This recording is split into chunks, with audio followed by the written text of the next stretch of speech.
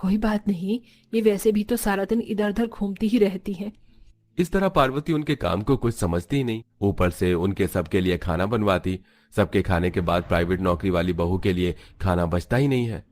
माँ जी, हमारे लिए खाना नहीं बचा। भगवान ने 2 हाथ दिए हैं तो बना लो खुद के लिए। इतना कहकर वो अपने कमरे में चली जाती हैं। दोनों को बहुत बुरा लगता है। तभी उनकी जेठानी आती हैं और उनके लिए खाना बनाकर लाती हैं। अरे, हमने तुम्हारे लिए खाना बना दिया है, चलो खा लो।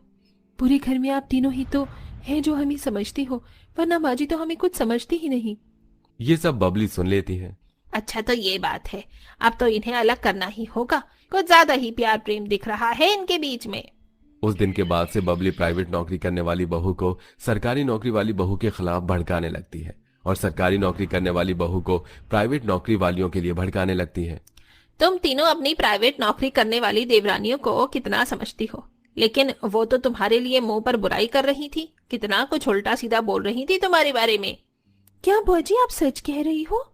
लेकिन इतने समय में हमारे बीच में आज तक लड़ाई भी नहीं हुई, फिर हमारे लिए उन्होंने बुरा क्यों बोला? अरे ये तो राम ही जाने, भैया मुझे क्या पता, शायद तुम्हारी सरकारी नौकरी से जलती होंगी। इस तरह बबली पांचों के बीच भड़क पैदा कर देती है, जिसके चलते पांचों एक दूसरे से मुंह बनाने लगती हैं। तुम दोनों यहाँ क्या कर रही हो? किसी ने खाना खाया नहीं और तुम यहाँ खाना खा रही हो। अब क्या हमारे खाना खाने पर भी दिक्कत परेशानी है? अगर तुम्हें भी खाना खाने हैं तो खा लो, इस तरह क्यों बोल रही हो? हमारे सामने ऊंची आवाज में बात करने की जरूरत नहीं है, समझी तुम? ऐसा कहकर तीनों सरकारी नौकरी वाली वहां से चली जाती हैं। उनके बीच का यह मनमुटाव देखकर पार्वती को बहुत हैरानियत होती है। बड़ी अजीब बात है, पहले तो ये एक दूसरे के ऊपर जान छिड़कती थी और आजकल एक दूसरे से इतनी खफा खफा रहती है।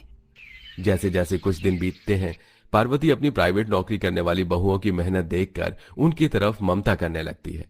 ये देखकर सरकारी नौकरी करने वाली बहुएं उससे खफा होने लगती हैं। लगता है माँ जी को भी कुछ ज्यादा ही प्यार प्रेम आ रहा है प्राइवेट नौकरी करने वाली बहू के ऊपर। सही कहा तुमने, इसीलिए तो आजकल मैं उनके आसपास नहीं बैठती। आज कितनी बारिश है, चलो कैब करके घर चलते हैं। तीनों सरकारी नौकरी करने वाली बहू कैब करके घर आ जाती हैं।